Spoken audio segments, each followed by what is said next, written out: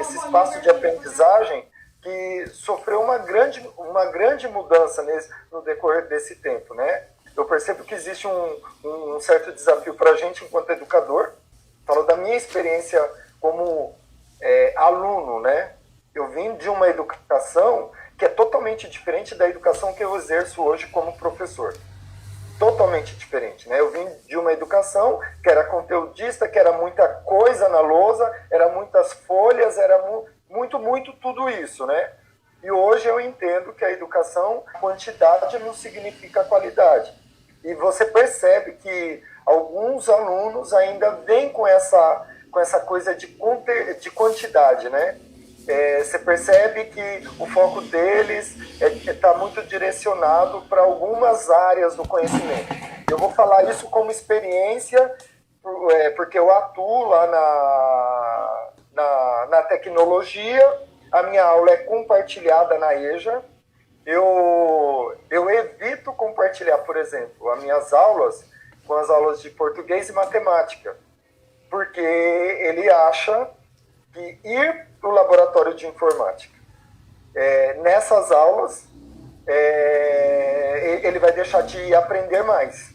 Só para você ter uma ideia, né? Então é muito difícil para a gente também lidar com essas coisas, com essas situações com eles, né? Então você tem que ir com muita calma, com muita tranquilidade, porque senão, de repente, a sua fala também se torna desmotivadora, né? Eu sei que o espaço, ele é um espaço de trazer o conhecimento, né?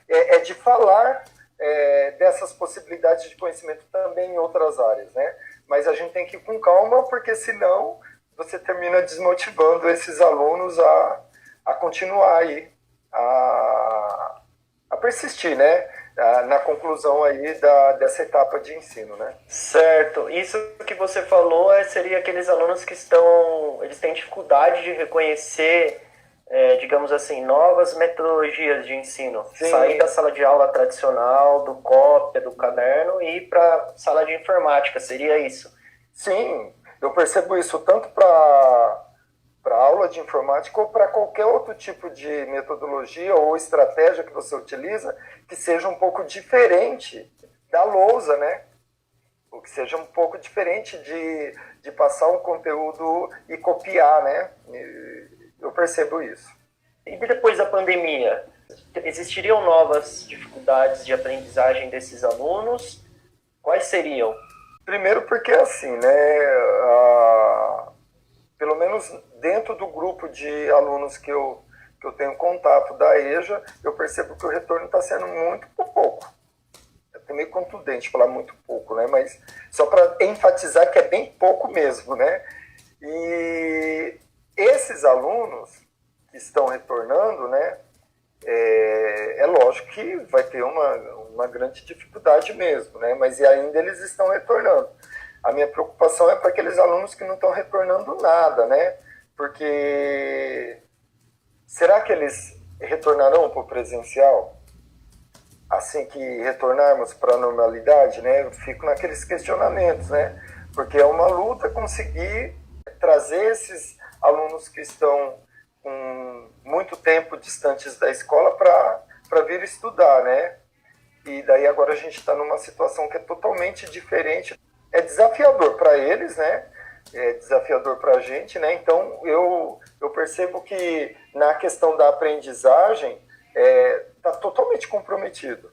E a minha dúvida é, será que eu vou garantir que esse aluno continue os seus estudos no decorrer dos anos aí que virão? Então a minha dúvida é essa, né? Se a gente vai conseguir garantir o retorno desses alunos, né? O Denilson, aí sobre o ensino remoto aí atual, houve algum tipo de preparação dos alunos para ensino remoto? A gente percebe que a dificuldade deles de utilizar isso seria uma dificuldade de aprendizagem deles, de utilizar o ensino remoto. Houve alguma preparação, algo relacionado a isso? Então, né, é engraçado, né, porque falar da tecnologia, né, teoricamente, com o avanço da tecnologia e a maneira como tudo isso está ampliado para todos, né? A utilização de celular, a utilização de internet e tudo mais, teoricamente, era para estar todo mundo preparado para utilizar o equipamento. Eu não acho que seja difícil utilizar o equipamento. Eu até sei, né? Eu sei que algumas pessoas teriam esse tipo de dificuldade, mas eu acho que a maior dificuldade é em administrar o tempo, é conduzir sabe, você se apropriar dos itinerários de aprendizagem, porque assim, o aluno ele está lá praticamente sozinho.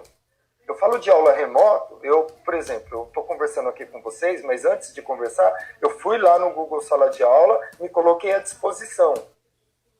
Então, meia hora aí, eu não tive nenhum retorno até agora, né? Então, eu fico pensando, esse aluno, ele tem dificuldade para acessar, ou, de repente, ele tem dificuldade para ele separar esse tempo para estudar. Eu acho que na EJA a dificuldade é a gestão do tempo e de se organizar mesmo, né? A maneira como a gente está propondo as atividades também não é positivo, porque você coloca as atividades lá, mesmo colocando todas as instruções, o aluno do ensino regular ele já tem dificuldade para fazer isso.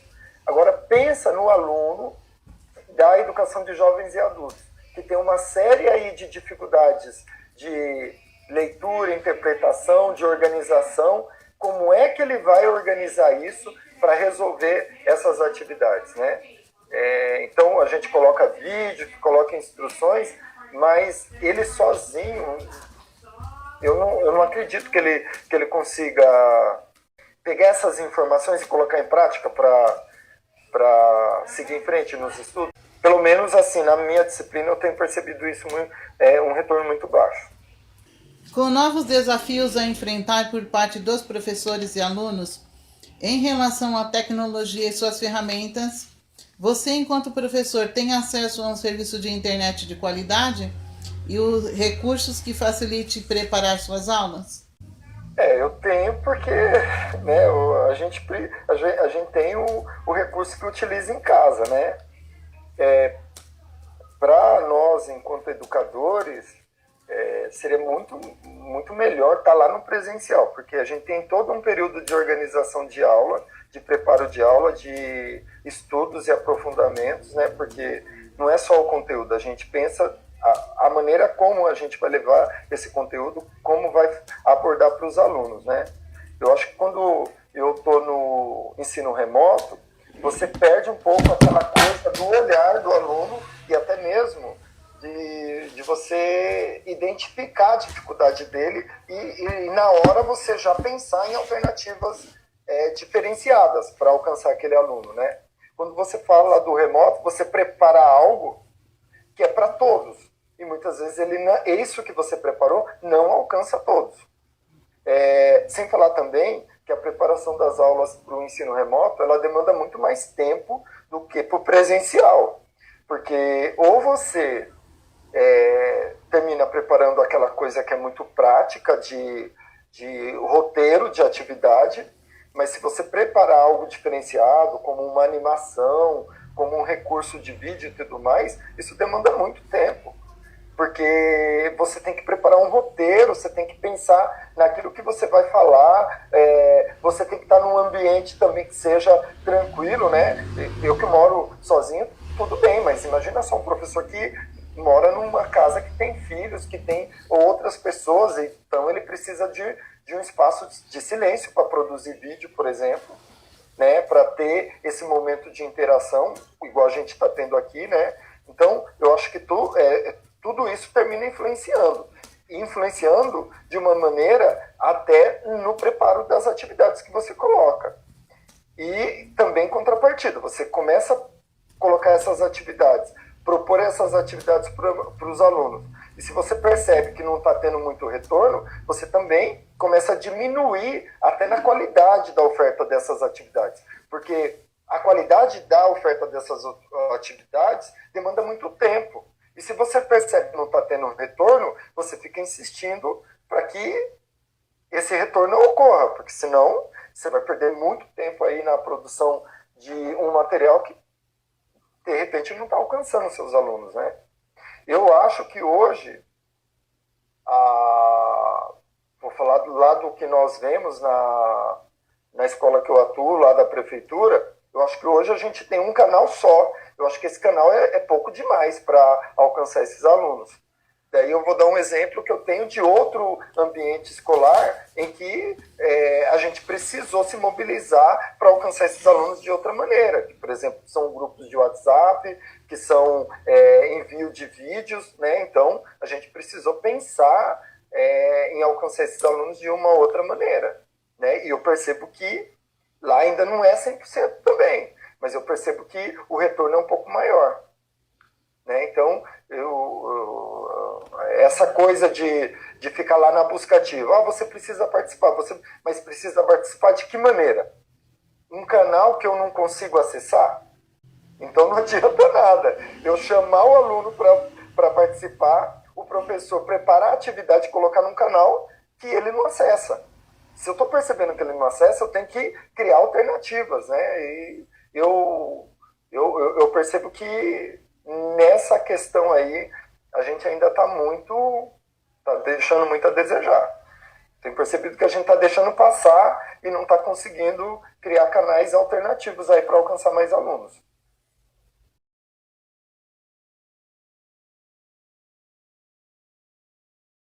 Aqueles alunos que têm familiaridade, pelo menos com a utilização do celular, eles deveriam conseguir, porque, por exemplo, as plataformas hoje, elas estão disponíveis até pelo celular. Né? Por exemplo, essa reunião que a gente está fazendo pelo Meet, estou fazendo pelo notebook aqui, mas poderia facilmente ser pelo celular. E não utilizaria praticamente conhecimento nenhum, porque é só clicar no link e tá lá logado com uma conta do Gmail, não é isso?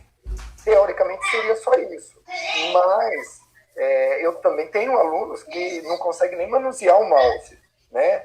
Então, eles teriam dificuldade realmente de acessar, né? Mas eu ainda acho que a gestão do tempo deles para organizar e para participar é o maior empecilho. A utilização da tecnologia, porque se eu pensar que essas pessoas, eles têm familiares, têm filhos, essas pessoas dentro da residência deles poderiam ser pessoas que auxiliariam, né? Assim, eu acho que é legal trazer esse tipo de fala, porque, por exemplo, eu tenho que refletir o quanto que, de repente, a tecnologia poderia estar preparando esses alunos para utilizar esses recursos, por exemplo. Né? Porque, de repente, a gente fica tão focado na utilização da tecnologia para aprendizagem nas áreas de conhecimentos que eles têm dentro da sala de aula, que muitas vezes não focou na utilização dos recursos tecnológicos num momento igual a esse. Traz aí uma reflexão e, possivelmente, até uma mudança de postura da gente enquanto educador no retorno, né? Eu estava lendo sobre o EJA, né, e ele tem a modalidade de opção por ser EAD, né? Sim. O EJA. Sim, inclusive existe uma Antes provável... da pandemia, né, já tinha essa opção, né? Sim, já tinha essa opção. E, inclusive, assim, para os próximos anos, já prevê-se uma alteração para a EJA. Por exemplo, lá eu atuo na EJA do ensino fundamental, que é até o 9º ano. Mas eu também atuo na escola do Estado, que o foco dela é a EJA do ensino médio. E a EJA do ensino médio, ela já vem para uma proposta de mudança para os próximos anos, para a pessoa ela ter também uma formação profissional. E essa formação profissional, ela vem com uma ideia do ensino híbrido, que é um ensino no qual ele tem o presencial e a distância, né? Então é uma proposta aí que vem com algumas escolas pilotos já para o ano que vem. Já vem essa proposta de alteração para o ensino médio da EJA, né? Com algumas escolas pilotos para o ano que vem e provavelmente para 2023 isso se amplie para toda todas as outras escolas, né, que atuam no ensino médio, né? Uhum. Ensino médio.